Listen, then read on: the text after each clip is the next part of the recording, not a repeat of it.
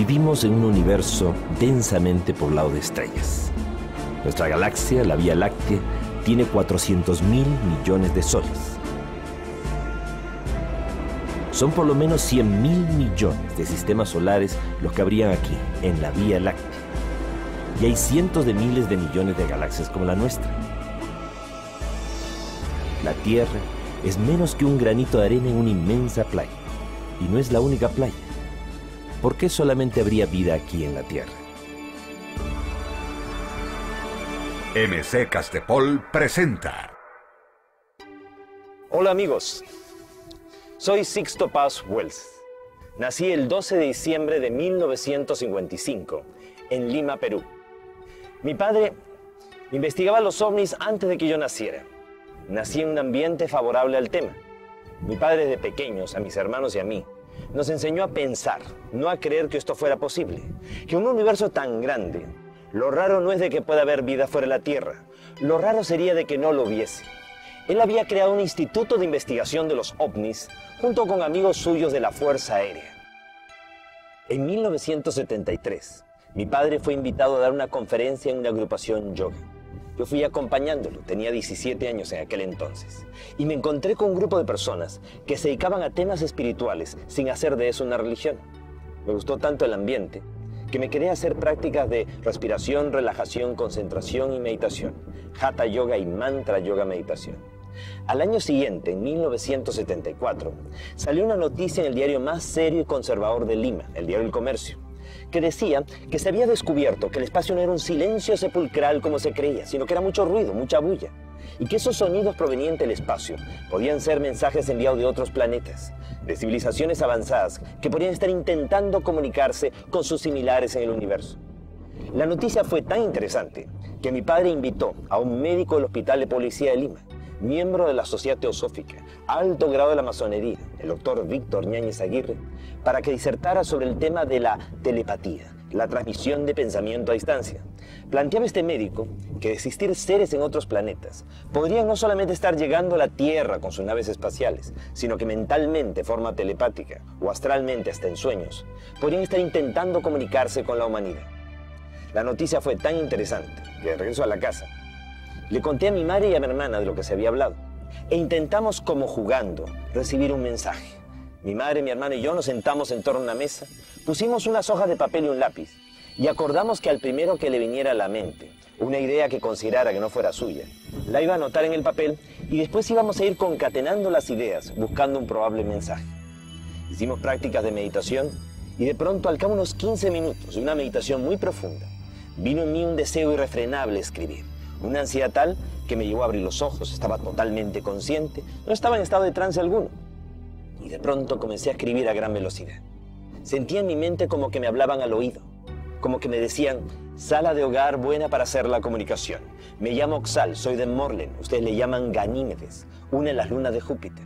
Podemos tener contacto con ustedes, pronto nos verán. Naturalmente yo no creí que esto fuera real, pensé que era producto de mi imaginación. Sin embargo, mi madre y mi hermana me dijeron que habían recibido lo mismo, solo que no lo habían escrito. Yo lo había redactado simultáneamente en la medida en que lo iba recibiendo mentalmente. Era una psicografía, el fenómeno de escritura automática. Al día siguiente, con un grupo de amigos, repetimos el experimento y pedimos una prueba. Fuimos el 7 de febrero de 1974 al desierto de Chilca, al sur de Lima, donde el mensaje supuestamente nos estaba citando. Estuvimos allí desde el día anterior. No fuera a ser de que viéramos un meteorito, un satélite, un avión y nos confundiéramos y pensáramos que era el avistamiento anunciado. De pronto, se produjo un extraño resplandor. Detrás de los cerros se iluminó la noche como si fuera de día. Y todos hemos visto salir de entre los cerros un objeto luminoso que se desplazó sobre las crestas de las montañas. Quedó estable en el horizonte del lado derecho. El grupo que estaba disperso empezó a congregarse y todos empezamos a confrontar. Tú lo ves, yo también, ¿qué es esa luz? Cuando de pronto comenzó a ir descendiendo hasta que se colocó a una altura de unos 80 metros. Proyectó una luz como de mediodía. Era un objeto en forma de disco con una media docena de ventanitas. Todos sentimos pánico, terror. Nunca habíamos sentido tanto miedo como aquel instante. Y todos captamos en nuestra mente como que nos decían que no bajaban en ese momento, porque nosotros no podíamos contener nuestras emociones, de que habría un tiempo y un lugar. Meses más tarde la nave aterrizó en el desierto y los vimos físicamente. seres de aspecto antropomorfo, humanoides, similares a nosotros. La comunicación inicialmente fue de tipo telepático. Si todo hubiese quedado allí, no hubiera tenido la menor trascendencia.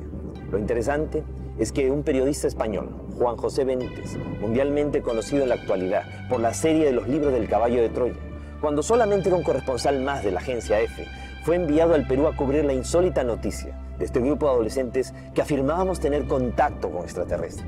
Él nos acompañó al desierto de Chilca y él, a la hora exacta del día de la cita, según nuestros mensajes, pudo ver aparecer en el cielo, para él, 2 ovnis, objetos voladores no identificados. Para nosotros eran BETs, vehículos extraterrestres dirigidos, demostrándoles que esto es una realidad y que sí es posible establecer un contacto, una comunicación con estos seres.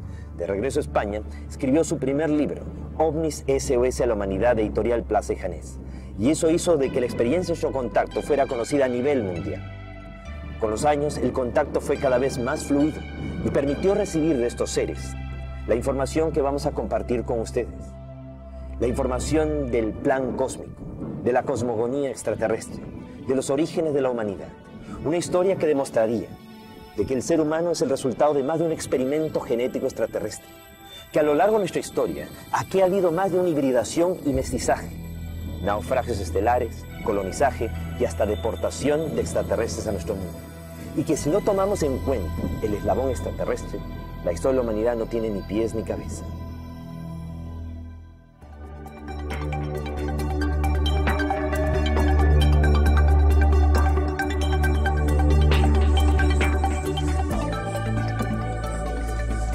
OVNIS, nuestro pasado extraterrestre, el plan cósmico.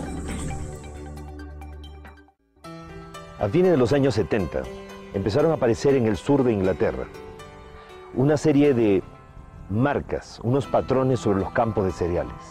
Se les llamó de inmediato los agroglifos, los crop circles, los círculos de los campos de cosecha. Siempre aparecían en época de cosecha y sobre campos de cereales. Ya en la Edad Media se había registrado la observación de dichas figuras. Aparecían y se consideraban de que podían ser hechas por el demonio, por las hadas. Se les llamaba justamente Círculo de las Hadas y se advertía a la gente de que no se metieran en ellos porque podrían desaparecer. Cuando empiezan a aparecer estas figuras en los años 70, inicialmente eran figuras geométricas, círculos, triángulos, rectángulos. Inicialmente, cuando solamente eran círculos, se pensó que podían ser un fenómeno de geomagnetismo o algún tipo de remolino de viento, de pequeño tornado. Pero cuando ya las figuras se fueron tornando más complejas, estéticamente más bellas y más grandes, ya realmente hubo un interés, una preocupación por investigarlas. Y más aún cuando se dieron cuenta que las espigas no estaban más que dobladas. O sea, no estaban rotas, no era el fraude de una persona que las había pisado o algo demasiado violento, sino algo tan sutil que simplemente las había doblado y había una extraña como mutación en los cristales de los granos de las espigas, lo cual demostraba que había habido una fuerza magnética, una energía que había plasmado las figuras.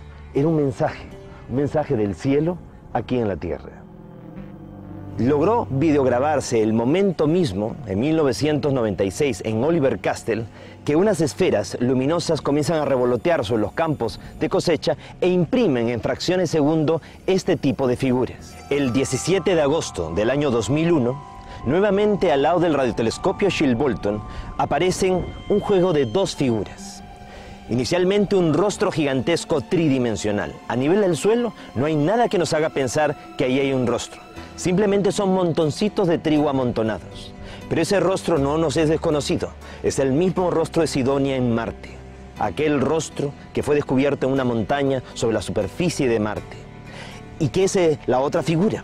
Una figura rectangular que termina siendo la respuesta a un mensaje que fue enviado de la Tierra el 16 de noviembre de 1974.